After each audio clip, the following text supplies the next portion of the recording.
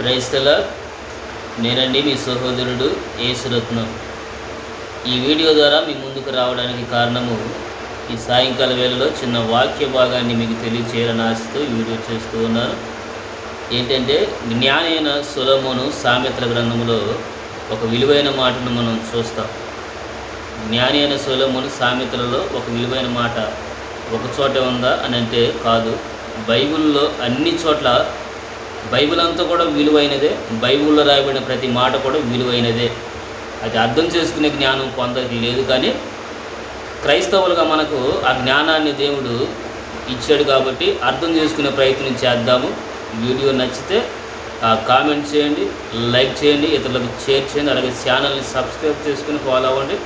అలాగనే నేను మీ ఛానల్ని సబ్స్క్రైబ్ చేసుకోవాలంటే మరి కామెంట్ ద్వారా మీరు మాకు తెలియజేస్తారని ఆశతో ఈ వీడియోని ప్రారంభం చేస్తూ ఉన్నా.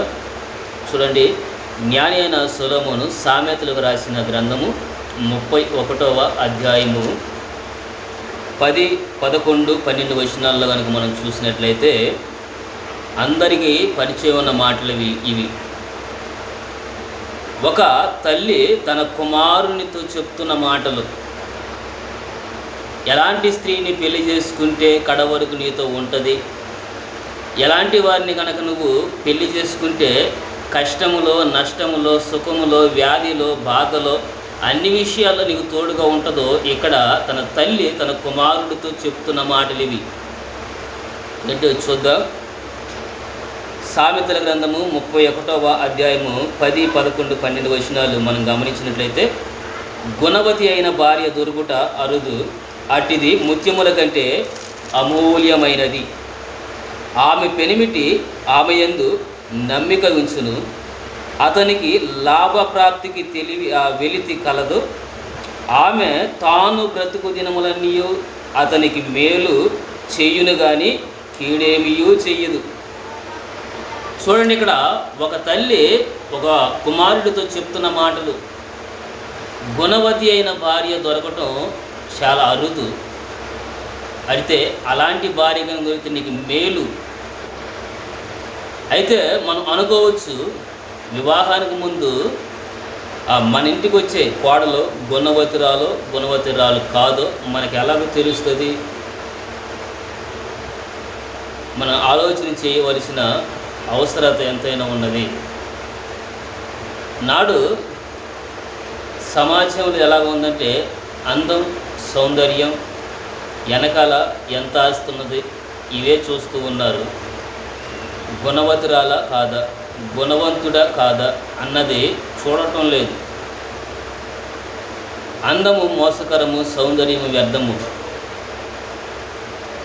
అయితే పరిశుద్ధ గ్రంథమైన బైబిల్లో మనం ఈ మాటలు కనుక గమనించినట్లయితే, ఆ తల్లి తన కుమారుడితో చెప్తుంది, ఆమె వలన నీ సంపాదనకి వెలితి కలగదు, ఆమె బ్రతికిన దినములన్నిటి కూడా నీకు మేలు చేస్తుంది కానీ కీడు చేయదు. ఇంకొకటి మనం చూసాం, అట్టిది ముత్యముల కన్నా విలువైనది. ఆమె ఇంటిలో ఎలాంటి పోరు పెట్టుకోదు. ఆమె ఎలాంటిదంటే, ఇంటి వారి నడతలన్నిటిని కూడా బాగుగా పరిశీలన చేస్తుంది. ఆమె ఎలాంటిదంటే, భర్త పనికి వెళితే ఇంట్లో కూర్చొని తిందామని అనుకోదు. తాను కూడా ఏదో ఒక పని చేసి సంపాదించాలని ఆలోచన కలిగి ఉంటుంది. ఆమె ఎలాంటిదంటే, ఇక్కడ మాటలు అక్కడ, అక్కడ మాటలు ఇక్కడ చెప్పేదిగా ఉండదు. ఆమె ఎలాంటిదంటే, అందరిని ప్రేమిస్తుంది, అందరిని గౌరవిస్తుంది, అందరికీ సహాయం చేసేదిగా ఉంటుంది. ఆమె ఎలాంటిదంటే, ఆమెను తమ పిల్లలు, నువ్వు ధన్యురాలు అమ్మ, మేము నీ కడుపును పుట్టినందుకు మేము ధన్యులము అని తమ పిల్లలు అంటారు. తన భర్త అయితే, పతివ్రత ధర్మం చేసేవారిలో నీ వంటి దాన్ని నేను ఎప్పుడు కూడా చూడలేదు, వారికన్నా నువ్వు ఎక్కువ అని తన భర్త ఆమెను పొగుడుతాడు. ఈ మాటలన్నీ ఎక్కడున్నాయని అన్నారు. ఆ 31వ అధ్యాయం మొదటి నుంచి మనం చదువుకుంటూ వస్తే ఆ మాటలన్నీ కూడా కనబడతాయి. ఇప్పుడున్న స్త్రీలు అట్లాంటి గుణాలు లక్షణాలు ఉన్నాయో మనకు తెలియదు, కానీ దేవుని చిత్తం కొరకు కనిపెట్టినప్పుడు ఖచ్చితంగా మేలు చేస్తాడు. తొందరపడి చాలామంది ఏం చేస్తున్నారంటే తెప్పులు తెచ్చుకుంటున్నారు. కాబట్టి ఒక సహోదరుడిగా ఇంకో విషయం మీకు చెప్పాలి. నేను ఒక సేవకుడిని. బాబు ఒక చిన్న సంఘాన్ని దేవుడు నాకు అప్పగించాడు. నేను ప్రతి ఆదివారం పెట్టి వీడియోలు మీరు చూస్తూ ఉన్నారు కదా. చిన్న సంఘం మాది. మా ఇంటికి ఆనుకొనే ఒక చిన్న రేగుల షెడ్ ఒకటి కట్టుకొని దానిలో దాదాపు 6 సంవత్సరాల నుంచి మరి పరిచర్యను కొనసాగిస్తూ ఉన్నాను.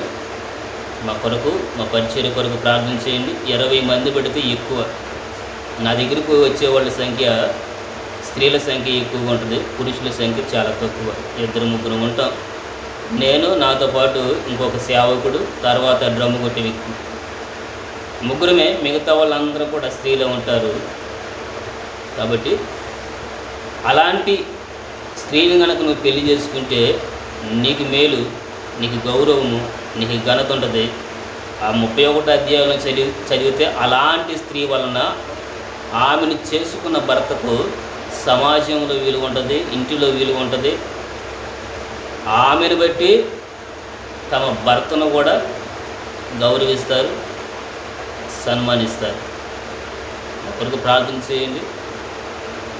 మీ కొరకు ప్రార్థన చేస్తాను. నేను మీ సహోదరుడు యేసురత్నం.